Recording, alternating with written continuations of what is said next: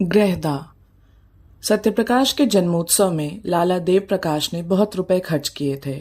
उसका विद्यारंभ संस्कार भी खूब धूमधाम से किया गया। उसके हवा खाने को एक छोटी सी गाड़ी थी। शाम को नौकर उसे टहलाने ले जाता था। एक नौकर उसे पाठशाला पहुंचाने जाता, दिन भर वहीं बैठा रहता और उसे साथ लेकर घर आता। कितना सुशील होनहार बालक था। गोरा मुखड़ा, बड़ी बड़ी आंखें, ऊंचा मस्तक, पतले पतले लाल अधर भरे हुए पांव। उसे देखकर सहसा मुंह से निकल पड़ता था, भगवान इसे जिला दे, प्रतापी मनुष्य होगा। उसकी बल बुद्धि की प्रखरता पर लोगों को आश्चर्य होता था। नित्य उसके मुख चंद्र पर हंसी खेलती रहती थी। किसी ने उसे हट करते या रोते नहीं देखा। वर्षा के दिन थे। देवप्रकाश पत्नी को लेकर गंगा स्नान करने गए। नदी खूब चढ़ी हुई थी, मानो अनाथ की आंखें हों। उनकी पत्नी निर्मला जल में बैठकर जल क्रीड़ा करने लगी। कभी आगे जाती, कभी पीछे जाती, कभी डुबकी मारती, कभी अंजलियों से छींटे उड़ाती। देवप्रकाश ने कहा, अच्छा अब निकलो, सर्दी हो जाएगी। निर्मला ने कहा, कहो मैं छाती तक पानी में चली जाऊं। देवप्रकाश, और जो कहीं पैर फिसल जाए। निर्मला, पैर क्या फिसलेगा। यह कहकर वह छाती तक पानी में चली गई। पति ने कहा, अच्छा अब आगे पैर ना रखना। किंतु निर्मला के सिर पर मौत खेल रही थी। यह जल क्रीड़ा नहीं, मृत्यु क्रीड़ा थी। उसने एक पग और आगे बढ़ाया और फिसल गई। मुंह से एक चीख निकली। दोनों हाथ सहारे के लिए ऊपर उठे और फिर जलमग्न हो गए। एक पल में प्यासी नदी उसे पी गई। देवप्रकाश खड़े तौलिया से देह पोंछ रहे थे। तुरंत पानी में कूदे, साथ का कहार भी कूदा। दो मल्लाह भी कूद पड़े। सबने डुबकियां मारी, टटोला, पर निर्मला का पता ना चला। तब डोंगी मंगवाई गई। मल्लाह ने बार बार गोते मारे, पर लाश हाथ ना आई। देवप्रकाश शोक में डूबे हुए घर आए। सत्यप्रकाश किसी उपहार की आशा से दौड़ा। पिता ने गोंद में उठा लिया और बड़े यत्न करने पर भी अपनी सिसकी को ना रोक सके। सत्यप्रकाश ने पूछा, अम्मा कहाँ गई। देवप्रकाश, बेटा गंगा ने उन्हें नेवता खाने के लिए रोक लिया। सत्यप्रकाश ने उनके मुख की ओर जिज्ञासा भाव से देखा और आशय समझ गया। अम्मा अम्मा कहकर रोने लगा। मातृहीन बालक संसार का सबसे करुणाजनक प्राणी है। दीन से दीन प्राणियों को भी ईश्वर का आधार होता है, जो उनके हृदय को सहलाता रहता है। मातृहीन बालक इस आधार से वंचित होता है। माता ही उसके जीवन का एकमात्र आधार होती है। माता के बिना वह पंखहीन पक्षी है। सत्यप्रकाश का एकांत से प्रेम हो गया। अकेला बैठा रहता। वृक्षों में उसे कुछ कुछ सहानुभूति का अज्ञात अनुभव होता था, जो घर के प्राणियों से उसे न मिलती थी। माता का प्रेम था तो सभी प्रेम करते थे। माता का प्रेम उठ गया तो सभी निष्ठुर हो गए। पिता की आंखों में भी वह प्रेम ज्योति ना रही। दरिद्र को कौन भिक्षा देता है। 6 महीने बीत गए। सहसा एक दिन उसे मालूम हुआ, मेरी नई माता आने वाली है। दौड़ा पिता के पास गया और पूछा, क्या मेरी नई माता आएंगी। पिता ने कहा, हाँ बेटा, वो आकर तुम्हें प्यार करेंगी। सत्यप्रकाश, क्या मेरी ही माँ स्वर्ग से आ जाएंगी। देवप्रकाश, हाँ वही माता आ जाएंगी। सत्यप्रकाश, मुझे उसी तरह प्यार करेंगी। देवप्रकाश इसका क्या उत्तर देते, मगर सत्यप्रकाश उस दिन से प्रसन्न मन रहने लगा। अम्मा आएंगी, मुझे गोद में लेकर प्यार करेंगी। अब मैं उन्हें कभी दीख ना करूंगा, कभी जिद ना करूंगा। उन्हें अच्छी कहानियां सुनाया करूंगा। विवाह के दिन आए। घर में तैयारियां होने लगी। सत्यप्रकाश खुशी से फूला ना समाता। मेरी नई अम्मा आएंगी। बारात में वह भी गया। नए नए कपड़े मिले। पालकी पर बैठा। नानी ने अंदर बुलाया और उसे गोंद में लेकर एक अशर्फी दी। वहीं उसे नई माता के दर्शन हुए। नानी ने नई माता से कहा, बेटी कैसा सुंदर बालक है, इसे प्यार करना। सत्यप्रकाश ने नई माता को देखा और मुग्ध हो गया। बच्चे भी रूप के उपासक होते हैं। एक लावण्यमयी मूर्ति आभूषण से लदी सामने खड़ी थी। उसने दोनों हाथों से उसका आंचल पकड़कर कहा, अम्मा। कितना अरुचिकर शब्द था, कितना लज्जा युक्त, कितना अप्रिय। वह ललना जो देवप्रिया नाम से संबोधित होती थी, यह उत्तरदायित्व, त्याग और क्षमा का संबोधन न सह सकी। अभी वह प्रेम और विलास का सुख स्वप्न देख रही थी। यौवन काल की मदमय वायु तरंगों में आंदोलित हो रही थी। इस शब्द ने उसके स्वप्न को भंग कर दिया। कुछ रुष्ट होकर बोली, मुझे अम्मा मत कहो। सत्यप्रकाश ने विस्मित नेत्रों से देखा। उसका बाल स्वप्न भी भंग हो गया। आंखें डबडबा गईं। नानी ने कहा, बेटी देखो, लड़के का दिल छोटा हो गया, वह क्या जाने क्या कहना चाहिए। अम्मा कह दिया तो तुम्हें कौन सी चोट लग गई। देवप्रिया ने कहा, मुझे अम्मा ना कहे। सौत का पुत्र विमाता की आंखों में क्यों इतना खटकता है, इसका निर्णय आज तक किसी मनोभाव के पंडित ने नहीं किया। हम किस गिनती में हैं। देवप्रिया जब तक गर्भिणी ना हुई, वह सत्यप्रकाश से कभी कभी बातें करती, कहानियां सुनाती, किंतु गर्भिणी होते ही उसका व्यवहार कठोर हो गया और प्रसव काल ज्यों ज्यों निकट आता था, उसकी कठोरता बढ़ती ही जाती थी। जिस दिन उसकी गोद में एक चांद से बच्चे का आगमन हुआ, सत्यप्रकाश खूब उछला कूदा और सौर गृह में दौड़ा हुआ बच्चे को देखने लगा। बच्चा देवप्रिया की गोद में सो रहा था। सत्यप्रकाश ने बड़ी उत्सुकता से बच्चे को विमाता की गोद से उठाना चाहा कि सहसा देवप्रिया ने सरोष स्वर में कहा, खबरदार, इसे मत छूना, नहीं तो कान पकड़कर उखाड़ लूंगी। बालक उल्टे पांव लौट आया और कोठे की छत पर जाकर खूब रोया। कितना सुंदर बच्चा है, मैं उसे गोद में लेकर बैठता तो कैसा मजा आता। मैं उसे गिराता थोड़े ही, फिर इन्होंने क्यों मुझे झड़क दिया। भोला बालक क्या जानता था कि इस झिड़की का कारण माता की सावधानी नहीं, कुछ और ही है। एक दिन शिशु सो रहा था। उसका नाम ज्ञान प्रकाश रखा गया था। देवप्रिया स्नानागार में थी। सत्यप्रकाश चुपके से आया और बच्चे का ओढ़ना हटाकर उसे अनुरागमय नेत्रों से देखने लगा। उसका जी कितना चाहा कि उसे गोद में लेकर प्यार करूं, पर डर के मारे उसने उसे उठाया नहीं, केवल उसके कपोलों को चूमने लगा। इतने में देवप्रिया निकल आई। सत्यप्रकाश को बच्चे को चूमते देखकर आग हो गई। दूर ही से डांटा, हट जा वहां से। सत्यप्रकाश माता को दीन नेत्रों से देखता हुआ बाहर निकल आया। संध्या समय उसके पिता ने पूछा, तुम लल्ला को क्यों रुलाया करते हो। सत्यप्रकाश, मैं तो उसे कभी नहीं रुलाता, अम्मा खिलाने को नहीं देती। देवप्रकाश, झूठ बोलते हो, आज तुमने बच्चे को चुटकी काटी। सत्यप्रकाश, जी नहीं, मैं तो उसकी मुच्छियां ले रहा था। देवप्रकाश, झूठ बोलता है।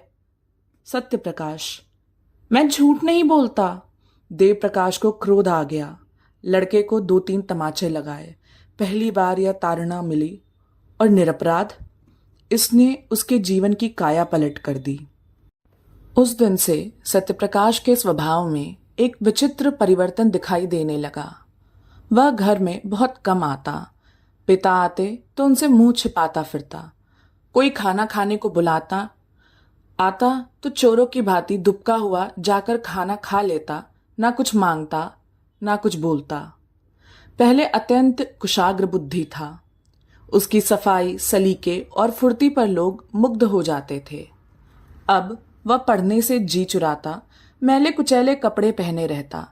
घर में कोई प्रेम करने वाला ना था। बाजार के लड़कों के साथ गली गली घूमता, कनकौवे लूटता, गालियां बकता यह भी सीख गया था। शरीर भी दुर्बल हो गया। चेहरे की कांति गायब हो गई। देवप्रकाश को अब आए दिन उसकी शरारतों के उलाहने मिलने लगे और सत्यप्रकाश नित्य घुड़कियां और तमाचे खाने लगा। यहां तक कि अगर वह घर में किसी काम से चला जाता तो सब लोग दूर दूर करके दौड़ाते। ज्ञान प्रकाश को पढ़ाने के लिए मास्टर आता था। देव प्रकाश उसे रोज सैर कराने साथ ले जाते। हंसमुख लड़का था। देवप्रिया उसे सत्यप्रकाश के साथ से भी बचाती रहती थी। दोनों लड़कों में कितना अंतर था। एक साफ सुथरा, सुंदर कपड़े पहने, शील और विनय का पुतला, सच बोलने वाला। देखने वालों के मुंह से अनायास ही दुआ निकल आती थी। दूसरा मैला, नटखट, चोरों की तरह मुंह छिपाए हुए, मुंहफट, बात बात पर गालियां बकने वाला। एक हरा भरा पौधा था, प्रेम से प्लावित, स्नेह से सिंचित।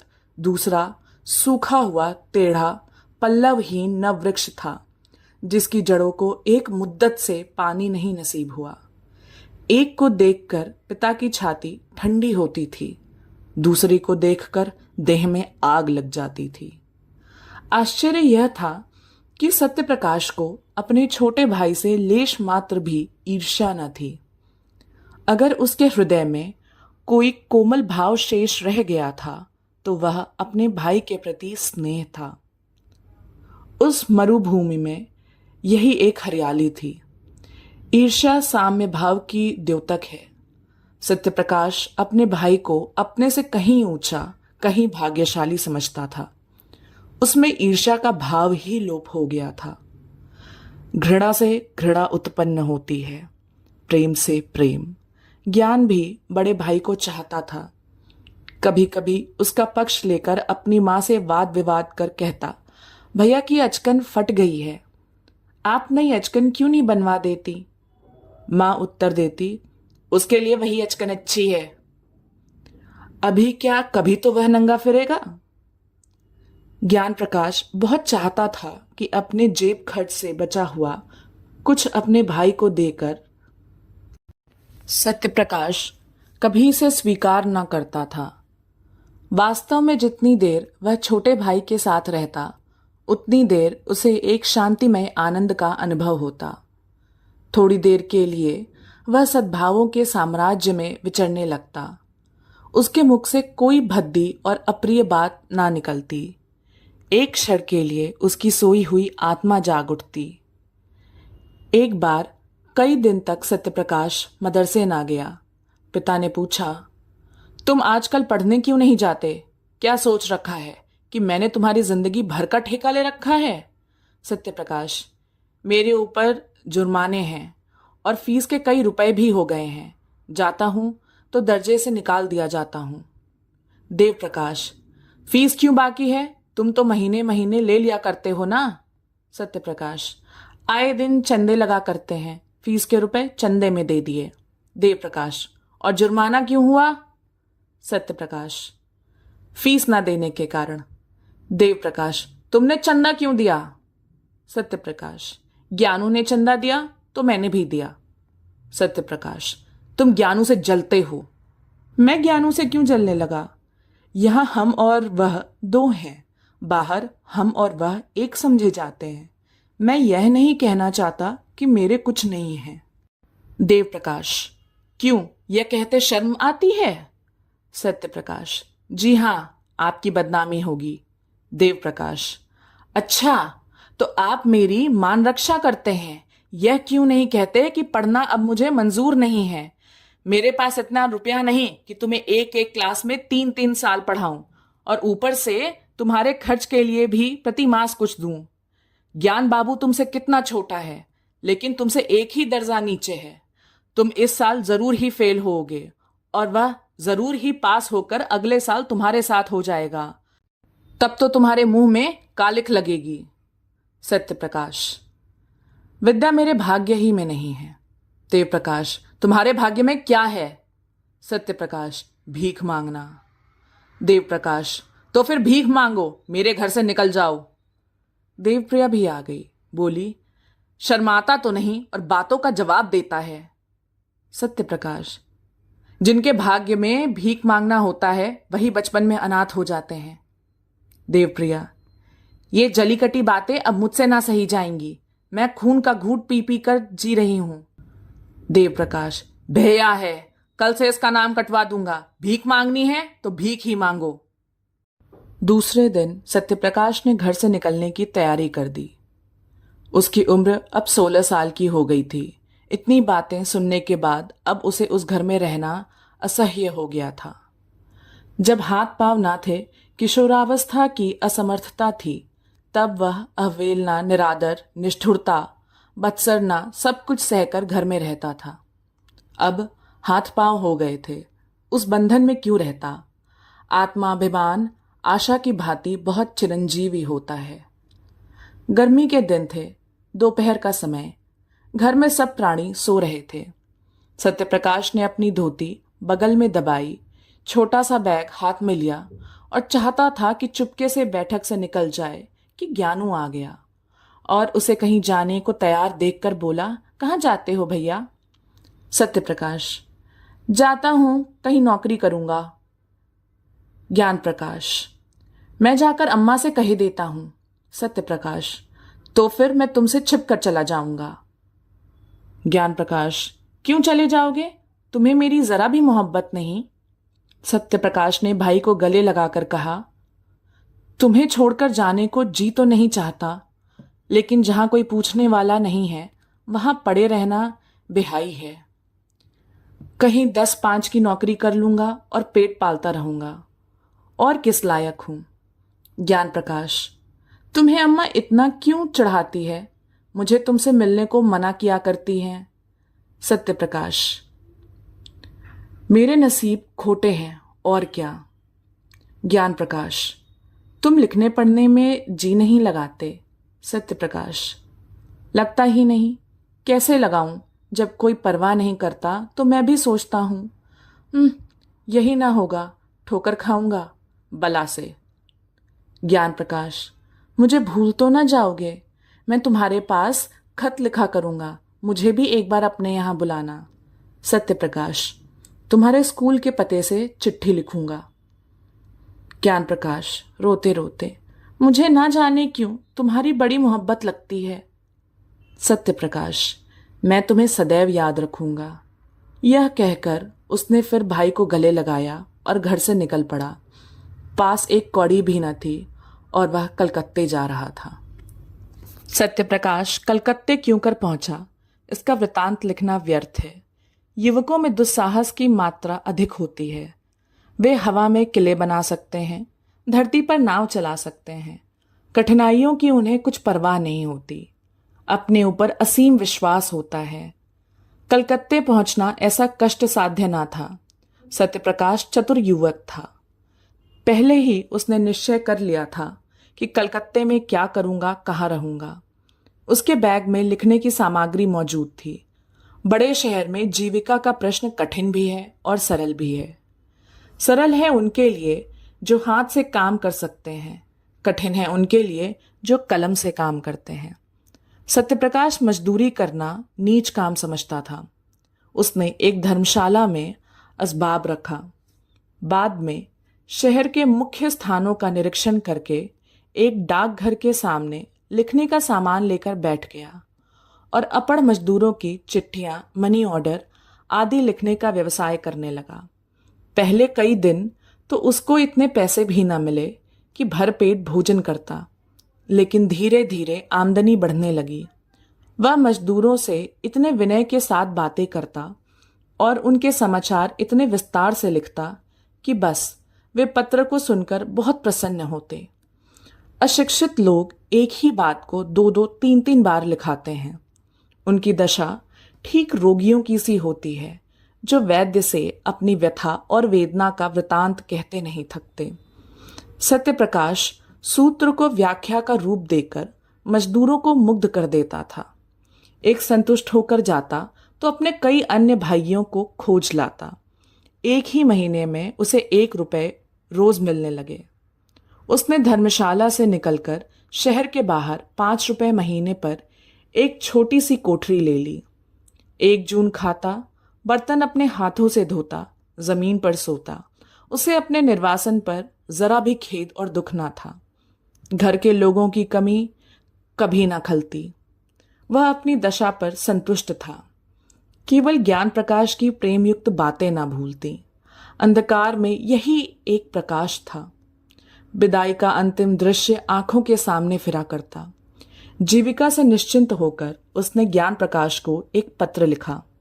उत्तर आया तो उसके आनंद की सीमा ना रही। ज्ञानू मुझे याद करके रोता है, मेरे पास आना चाहता है, स्वास्थ्य भी अच्छा नहीं है। प्यासे को पानी से जो तृप्ति होती है, वही तृप्ति इस पत्र से सत्यप्रकाश को हुई। मैं अकेला नहीं हूं, कोई मुझे भी चाहता है, मुझे भी याद करता है। उसी दिन से सत्यप्रकाश को यह चिंता हुई कि ज्ञान के लिए कोई उपहार भेजूं। युवकों को मित्र बहुत जल्दी मिल जाते हैं। सत्यप्रकाश को भी कई युवकों से मित्रता हो गई थी। उनके साथ कई बार सिनेमा देखने गया, कई बार बूटी भंग शराब कबाब की भी ठहरी। आईना तेल कंघी का शौक भी पैदा हुआ। जो कुछ पाता उड़ा देता। बड़े वेग से नैतिक पतन और शारीरिक विनाश की ओर दौड़ा चला जाता था। इस प्रेम पत्र ने उसके पैर पकड़ लिए। उपहार के प्रयास ने इन दुर्व्यसनों को तिरोहित करना शुरू किया। सिनेमा का चस्का छूटा। मित्रों को हीले हवाले करके टालने लगा। भोजन भी रूखा सूखा करने लगा। धन संचय की चिंता ने सारी इच्छाओं को परास्त कर दिया। उसने निश्चय किया कि अच्छी सी घड़ी भेजूं। उसका दाम कम से कम 40 रुपए होगा।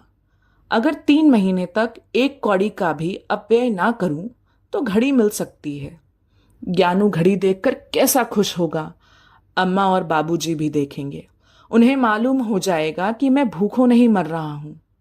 किफायत की धुन में वह बहुधा दिया बत्ती भी नहीं करता। बड़े सवेरे काम करने चला जाता और सारे दिन 2-4 पैसे की मिठाई खाकर काम करता रहता। उसके ग्राहकों की संख्या दिन दूनी होती जाती थी। चिट्ठी पत्री के अतिरिक्त अब उसने तार लिखने का भी अभ्यास कर लिया था। 2 ही महीने में उसके पास 50 रुपए एकत्र हो गए और जब घड़ी के साथ सुनहरी चेन का पार्सल बनाकर ज्ञानू के नाम भेज दिया तो उसका चित्त इतना उत्साहित था मानो किसी निसंतान पुरुष के बालक हुआ हो। घर कितनी कोमल पवित्र मनोहर स्मृतियों को जागृत कर देता है। यह प्रेम का निवास स्थान है। प्रेम ने बहुत तपस्या करके यह वरदान पाया है। किशोरावस्था में घर माता पिता, भाई बहन, सखी सहेली के प्रेम की याद दिलाता है। प्रौढ़ावस्था में गृहिणी और बाल बच्चों के प्रेम की। यही वह लहर है जो मानव जीवन मात्र को स्थिर रखता है, उसे समुद्र की वेगवती लहरों में बहने और चट्टानों से टकराने से बचाता है। यही वह मंडप है जो जीवन को समस्त विघ्न बाधाओं से सुरक्षित रखता है। सत्यप्रकाश का घर कहाँ था, वह कौन सी शक्ति थी जो कलकत्ते के विराट प्रलोभनों से उसकी रक्षा करती थी। माता का प्रेम, पिता का स्नेह, बाल बच्चों की चिंता नहीं। उनका रक्षक, उद्धारक, उसका पारितोषिक कर केवल ज्ञान प्रकाश का स्नेह था। उसी के निमित्त वह एक एक पैसे की किफायत करता था। उसी के लिए वह कठिन परिश्रम करता था और धनोपार्जन के नए नए उपाय सोचता था। उसे ज्ञान प्रकाश के पत्रों से मालूम हुआ था कि इन दिनों देव प्रकाश की आर्थिक स्थिति अच्छी नहीं है। वे एक घर बनवा रहे हैं जिसमें व्यय अनुमान से अधिक हो जाने के कारण ऋण लेना पड़ा है। इसलिए अब ज्ञान प्रकाश को पढ़ाने के लिए घर पर मास्टर नहीं आता। तब से सत्यप्रकाश प्रति माह ज्ञानू के पास कुछ न कुछ अवश्य भेज देता था। वह अब केवल पत्र लेखक न था, लिखने के सामान की एक छोटी दुकान भी उसने खोल ली थी। इससे अच्छी आमदनी हो जाती थी। इस तरह 5 वर्ष बीत गए। रसिक मित्रों ने जब देखा कि अब यह हत्थे नहीं चढ़ता तो उसके पास आना जाना छोड़ दिया। संध्या का समय था। देवप्रकाश अपने मकान में बैठे देवप्रिया से ज्ञान प्रकाश के विवाह के संबंध में बातें कर रहे थे। ज्ञानू अब 17 वर्ष का सुंदर युवक था। बाल विवाह के विरोधी होने पर भी देवप्रकाश अब इस शुभ मुहूर्त को न टाल सकते थे, विशेषतः जब कोई महाशय 50,000 रुपए दाइज देने को प्रस्तुत हो। देवप्रकाश: मैं तो तैयार हूं, लेकिन तुम्हारा लड़का भी तो तैयार हो। देवप्रिया: तुम बातचीत पक्की कर लो, वह तैयार हो ही जाएगा। सभी लड़के पहले नहीं करते हैं। देव प्रकाश, ज्ञानू का इनकार केवल संकोच का इनकार नहीं है, वह सिद्धांत का इनकार है। वह साफ साफ कह रहा है कि जब तक भैया का विवाह ना होगा मैं अपना विवाह करने पर राजी नहीं हूं। देवप्रिया, उसकी कौन चलावे, वहां कोई रखेली रखली होगी, विवाह क्यों करेगा, वहां कोई देखने जाता है भला। देव प्रकाश झुंझलाकर, रखेली रखली होती तो तुम्हारे लड़के को 40 रुपए महीने ना भेजता और ना वे चीजें ही देता जो पहले महीने से अब तक बराबर देता चला आता है। ना जाने क्यों तुम्हारा मन उसकी ओर से इतना मैला हो गया है, चाहे वह जान निकाल भक्कर भी दे दे लेकिन तुम ना पसीजोगी। देवप्रिया नाराज होकर चली गई। देवप्रकाश उससे यही कहलाना चाहते थे कि पहले सत्यप्रकाश का विवाह करना उचित है, किंतु वह कभी इस प्रसंग को आने ही नहीं देती थी। स्वयं देवप्रकाश की यह हार्दिक इच्छा थी कि पहले बड़े लड़के का विवाह करें, पर उन्होंने भी आज तक सत्यप्रकाश को कोई पत्र ना लिखा था। देवप्रिया के चले जाने के बाद उन्होंने आज पहली बार सत्यप्रकाश को पत्र लिखा। पहले इतने दिनों तक चुपचाप रहने के लिए क्षमा मांगी, तब उसे एक बार घर आने का प्रेमाग्रह किया। लिखा, अब मैं कुछ ही दिनों का मेहमान हूं। मेरी अभिलाषा है कि तुम्हारा और तुम्हारे छोटे भाई का विवाह देख लूं। मुझे बहुत दुख होगा यदि तुम मेरी विनय स्वीकार ना करोगे। ज्ञान प्रकाश के असमंजस की बात भी लिखी। अंत में इस बात पर जोर दिया कि किसी और विचार से नहीं तो ज्ञानू के प्रेम के नाते ही तुम्हें इस बंधन में पड़ना होगा। सत्यप्रकाश को यह पत्र मिला तो उसे बेहद खेद हुआ। मेरे भ्रातृ स्नेह का यह परिणाम होगा मुझे ना मालूम था। इसके साथ ही उसे यह ईर्ष्यामय आनंद हुआ कि अम्मा और दादा को अब तो कुछ मानसिक पीड़ा होगी। मेरी उन्हें क्या चिंता थी, मैं तो मर भी जाऊं तो भी उनकी आंखों में आंसू ना आए। 7 वर्ष हो गए, कभी भूल कर भी पत्र ना लिखा कि मरा है या जीता है। अब कुछ चेतावनी मिलेगी।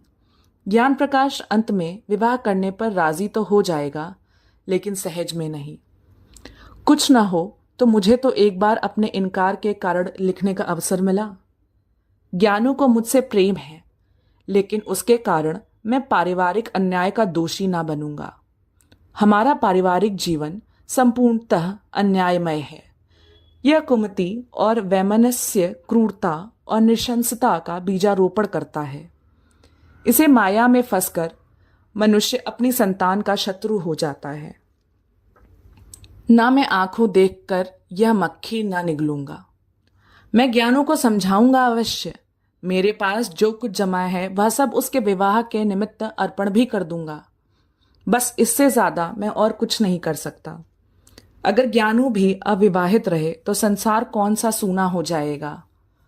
ऐसे पिता का पुत्र क्या वंश परंपरा का पालन ना करेगा? क्या उसके जीवन में फिर वही अभिनय न दोहराया जाएगा जिसने मेरा सर्वनाश कर दिया? दूसरे दिन सत्यप्रकाश ने 500 रुपए पिता के पास भेजे और पत्र का उत्तर लिखा कि मेरा अहोभाग्य जो आपने मुझे याद किया। ज्ञानू का विवाह निश्चित हो गया, इसकी बधाई। इन रुपयों से नववधू के लिए कोई आभूषण बनवा दीजिएगा। रही मेरे विवाह की बात, मैंने अपनी आंखों से जो कुछ देखा है और मेरे सिर पर जो कुछ बीता है उस पर ध्यान देते हुए यदि मैं कुटुंब पाश में फंसूं तो मुझसे बड़ा उल्लू संसार में ना होगा। मुझे आशा है आप मुझे क्षमा करेंगे। विवाह की चर्चा ही से मेरे हृदय को आघात पहुंचता है। दूसरा पत्र ज्ञान प्रकाश को लिखा कि माता पिता की आज्ञा को शिरोधार्य करो। मैं अपढ़, मूर्ख, बुद्धिहीन आदमी हूं। मुझे विवाह करने का कोई अधिकार नहीं है। मैं तुम्हारे विवाह के शुभोत्सव में सम्मिलित ना हो सकूंगा, लेकिन मेरे लिए इससे बढ़कर आनंद और संतोष का कोई विषय नहीं हो सकता। देव प्रकाश यह पढ़कर अवाक रह गए। फिर आग्रह करने का साहस ना हुआ। देवप्रिया ने नाक सिकोड़कर कहा, यह लौंडा देखने को सीधा है जहर का बुझाया हुआ। कैसा 100 कोस से बैठा हुआ बर्छियों से छेद रहा है। किंतु ज्ञान प्रकाश ने यह पत्र पढ़ा तो उसे मर्माघात पहुंचा। दादा और अम्मा के अन्याय ने ही उन्हें यह भीषण व्रत धारण करने पर बाध्य किया है। इन्हीं ने उन्हें निर्वासित किया है, और शायद सदा के लिए। ना जाने अम्मा को उनसे क्यों इतनी जलन हुई। मुझे तो अब याद आता है कि किशोरावस्था ही से वे बड़े आज्ञाकारी, विनयशील और गंभीर थे। अम्मा की बातों का उन्हें जवाब देते नहीं सुना। मैं अच्छे से अच्छा खाता था, फिर भी उनके तीवर मैले ना हुए। हालांकि उन्हें जलना चाहिए था। ऐसी दशा में अगर उन्हें गार्हस्थ जीवन से घृणा हो गई तो आश्चर्य ही क्या। फिर मैं ही क्यों इस विपत्ति में फंसूं? कौन जाने मुझे भी ऐसी ही परिस्थिति का सामना करना पड़े। भैया ने बहुत सोच समझकर यह धारणा की है। संध्या समय जब उसके माता पिता बैठे हुए इसी समस्या पर विचार करते रहे थे, ज्ञान प्रकाश ने आकर कहा, मैं कल भैया से मिलने जाऊंगा। देवप्रिया, क्या कलकत्ते जाओगे? ज्ञान प्रकाश, जी हां। देवप्रिया, उन्हीं को क्यों नहीं बुलाते? ज्ञान प्रकाश, उन्हें कौन मुंह लेकर बुलाऊं? आप लोगों ने पहले ही मेरे मुंह में कालिख लगा दी है। ऐसा देव पुरुष आप लोगों के कारण विदेश में ठोकर खा रहा है, और मैं इतना निर्लज्ज हो जाऊं कि। देवप्रिया, अच्छा चुप रह, नहीं ब्याह करना है ना कर, जले पर लोन मत छिड़क। माता पिता का धर्म है इसलिए कहती हूं, नहीं तो यहां ठेंगे की परवाह नहीं है। तू चाहे ब्याह कर चाहे कुंवारा रहे, पर मेरी आंखों से दूर हो जा। ज्ञान प्रकाश, क्या मेरी सूरत से भी घृणा हो गई? देवप्रिया, जब तू हमारे कहने ही में नहीं तो जहां चाहे रह, हम भी समझ लेंगे कि भगवान ने लड़का ही नहीं दिया।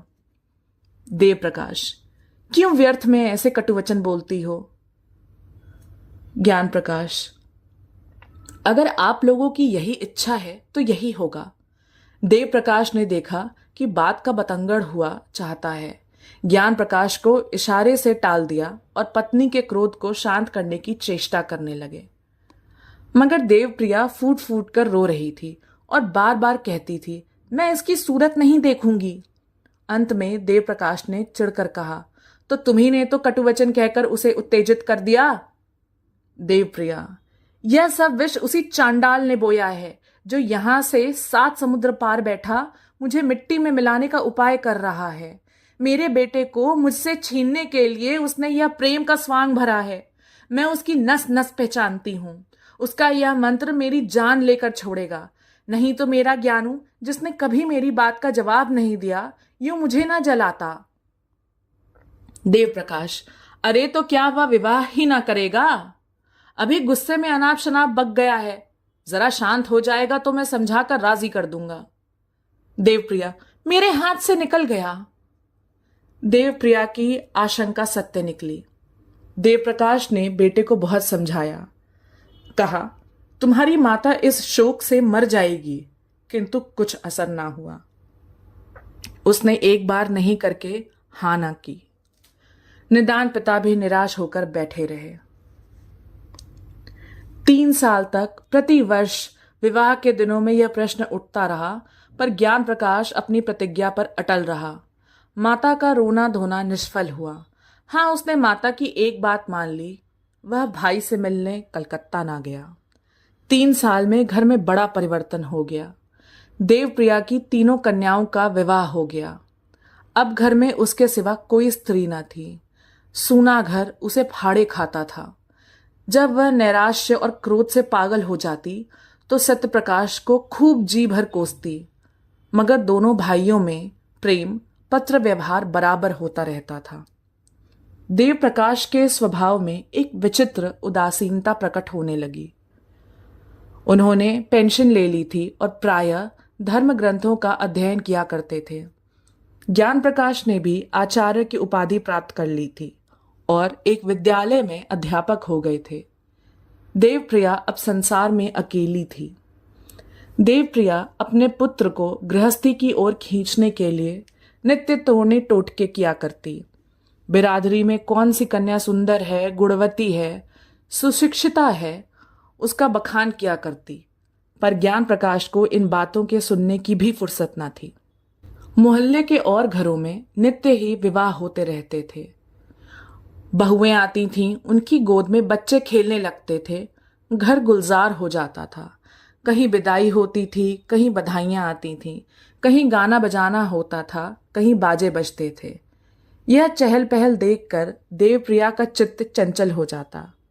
उसे मालूम होता, मैं ही संसार में सबसे अभागिनी हूं, मेरे ही भाग्य में यह सुख भोगना नहीं बदा है। भगवान, ऐसा भी कोई दिन आएगा कि मैं अपनी बहू का मुखचंद्र देखूंगी, उसके बालकों को गोद में खिलाऊंगी। वह भी कोई दिन होगा कि मेरे घर में भी आनंदोत्सव के मधुर गान की तानें उठेंगी। रात दिन यही बातें सोचते सोचते देवप्रिया की दशा उन्मादिनी की सी हो गई।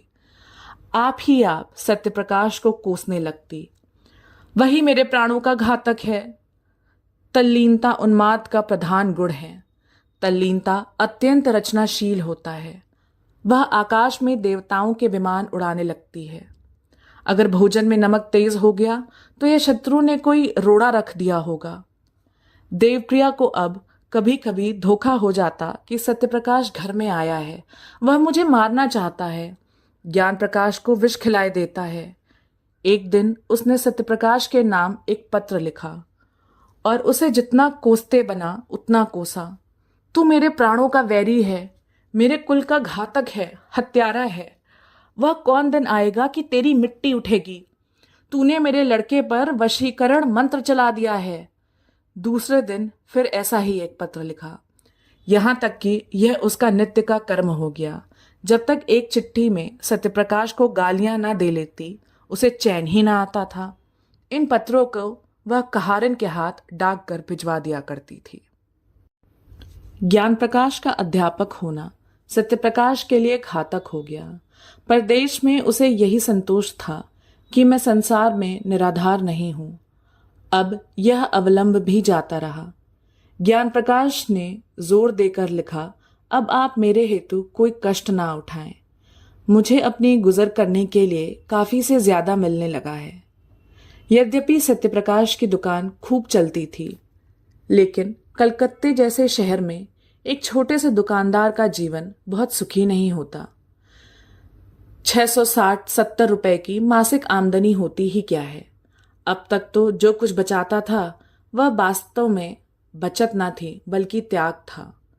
एक वक्त रूखा सूखा खाकर एक तंग आर्द्र कोठरी में रहकर 25-30 रुपए बच रहते थे।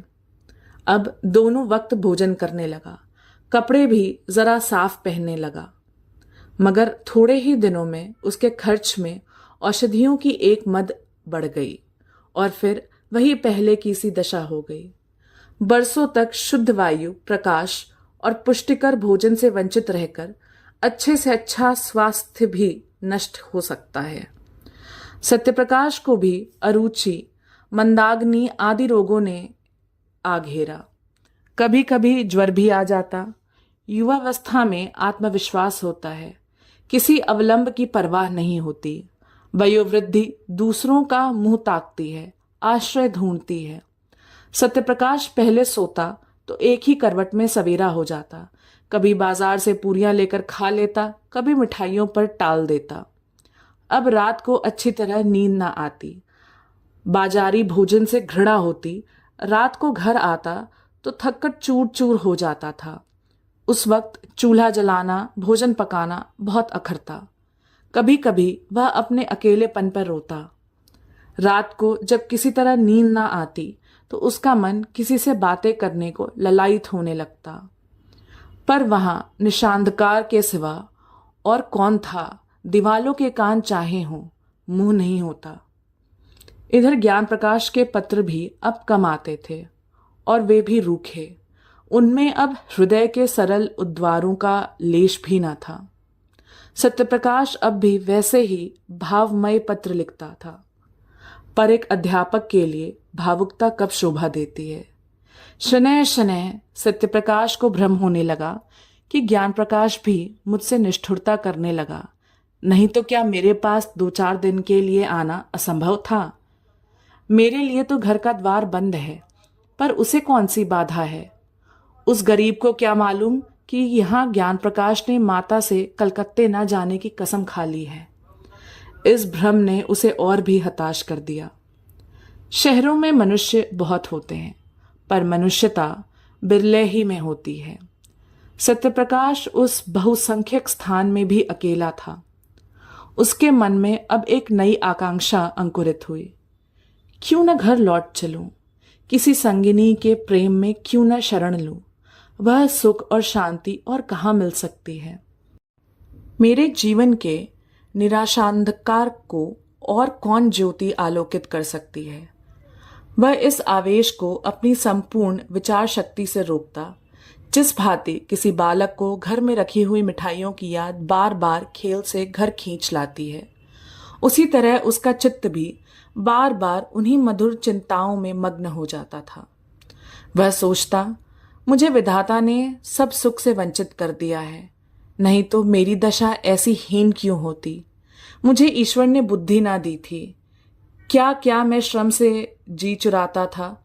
अगर बालपन में ही मेरे उत्साह और अभिरुचि पर तुषार ना पड़ गया होता, मेरी बुद्धि शक्तियों का गला ना घोट दिया गया होता, तो मैं आज आदमी होता, पेट पालने के लिए इस विदेश में ना पड़ा रहता। नहीं, मैं अपने ऊपर यह अत्याचार ना करूंगा। महीनों तक सत्यप्रकाश के मन और बुद्धि में यह संग्राम होता रहा। एक दिन वह दुकान से आकर चूल्हा जलाने जा रहा था कि डाकिये ने पुकारा। ज्ञान प्रकाश के सिवा उसके पास और किसी के पत्र ना आते थे। आज ही उसका पत्र आ चुका था। यह दूसरा पत्र क्यों किसी अनिष्ट की आशंका हुई। पत्र लेकर पढ़ने लगा। एक क्षण में पत्र उसके हाथ से छूटकर गिर पड़ा और वह सिर थामकर बैठ गया कि जमीन पर ना गिर पड़े। यह देवप्रिया की विषय युक्त लेखनी से निकला हुआ जहर का प्याला था, जिसने एक पल में संज्ञाहीन कर दिया। उसकी सारी मर्मांतक व्यथा, क्रोध, नैराश्य, कृतज्ञता, ग्लानि केवल एक ठंडी सांस में समाप्त हो गई। वह जाकर चारपाई पर लेटा रहा। मानसिक व्यथा आग से पानी हो गई। सारा जीवन नष्ट हो गया। मैं ज्ञान प्रकाश का शत्रु हूं। मैं इतने दिनों से केवल उसके जीवन को मिट्टी में मिलाने के लिए ही प्रेम का स्वांग भर रहा हूं। भगवान, इसके तुम ही साक्षी हो। दूसरे दिन फिर देवप्रिया का पत्र पहुंचा। सत्यप्रकाश ने उसे लेकर फाड़ डाला। पढ़ने की हिम्मत ना पड़ी। एक ही दिन पीछे तीसरा तार पहुंचा। उसका भी वही अंत हुआ। फिर वह एक नित्य का कर्म हो गया। पत्र आता और फाड़ दिया जाता, किंतु देवप्रिया का अभिप्राय बिना पढ़े ही पूरा हो जाता था। सत्यप्रकाश के मनस्थान पर एक चोट और पड़ जाती थी। 1 महीने की भीषण हार्दिक वेदना के बाद सत्यप्रकाश को जीवन से घृणा हो गई। उसने दुकान बंद कर दी, बाहर आना जाना छोड़ दिया, सारे दिन खाट पर पड़ा रहता।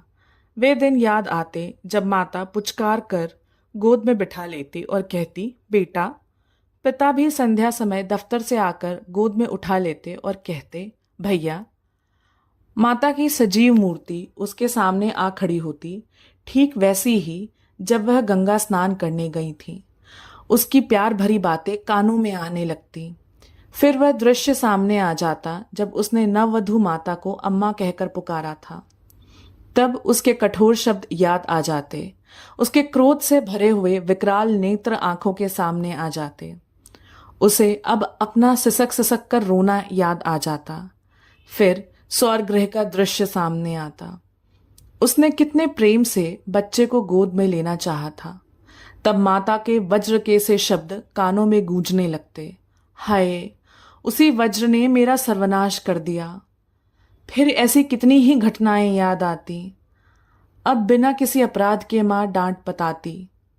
पिता का निर्दय निष्ठुर व्यवहार याद आने लगता। उनका बात बात पर त्योरियां बदलना, माता के मिथ्यापवादों पर विश्वास करना। हाय, मेरा सारा जीवन नष्ट हो गया। तब वह करवट बदल लेता और फिर वही दृश्य आंखों में फिरने लगते। फिर करवट बदलता और चिल्ला कर कहता, इस जीवन का अंत क्यों नहीं हो जाता। इस भांति पड़े पड़े उसे कई दिन हो गए। संध्या हो गई थी कि सहसा उसे द्वार पर किसी के पुकारने की आवाज सुनाई पड़ी। उसने कान लगाकर सुना और चौंक पड़ा। किसी परिचित मनुष्य की सी आवाज थी। दौड़ा द्वार पर आया तो देखा ज्ञान प्रकाश खड़ा है। कितना रूपवान पुरुष था। वह उसके गले से लिपट गया। ज्ञान प्रकाश ने उसके पैरों को स्पर्श किया। दोनों भाई घर में आए। अंधकार छाया हुआ था। घर की यह दशा देखकर ज्ञान प्रकाश, जो अब तक अपने कंठ के आवेग को रोके हुए था, रो पड़ा। सत्यप्रकाश ने लालटेन जलाई। घर क्या था? भूत का डेरा था। सत्यप्रकाश ने जल्दी से एक कुर्ता गले में डाल लिया। ज्ञान प्रकाश भाई का जर्जर शरीर, पीला मुख, बुझी हुई आंखें देखता था और रोता था। सत्यप्रकाश ने कहा, मैं आजकल बीमार हूं। ज्ञान प्रकाश, वह तो देख ही रहा हूं। सत्यप्रकाश, तुमने अपने आने की सूचना भी न दी, मकान का पता कैसे चला? ज्ञान प्रकाश, सूचना तो दी थी, आपको पत्र न मिला होगा। सत्यप्रकाश, अच्छा हाँ, दी होगी। पत्र दुकान में डाल गया होगा। मैं इधर कई दिनों से दुकान नहीं गया। घर पर सब कुशल है? ज्ञान प्रकाश, माता जी का देहांत हो गया। सत्यप्रकाश, अरे क्या बीमार थी? ज्ञान प्रकाश, जी नहीं, मालूम नहीं क्या खा लिया। इधर उन्हें उन्माद सा हो गया था। पिताजी ने कुछ कटु वचन कहे थे, शायद इसी पर कुछ खा लिया। सत्यप्रकाश, पिताजी तो कुशल से हैं? ज्ञान प्रकाश, हाँ, अभी मरे नहीं हैं। सत्यप्रकाश, अरे क्या बहुत बीमार हैं? ज्ञान प्रकाश, माता ने विष खा लिया तो वे उनका मुंह खोलकर दवा पिला रहे थे। माताजी ने जोर से उनकी 2 उंगलियां काट ली। वही विष उनके शरीर में पहुंच गया। तब से सारा शरीर सूज आया है। अस्पताल में पड़े हुए हैं। किसी को देखते हैं तो काटने दौड़ते हैं। बचने की आशा नहीं है। सत्यप्रकाश, तब तो घर ही चौपट हो गया। ज्ञान प्रकाश, ऐसे घर को अब से बहुत पहले चौपट हो जाना चाहिए था। तीसरे दिन दोनों भाई प्रातःकाल कलकत्ते से विदा होकर चल दिए।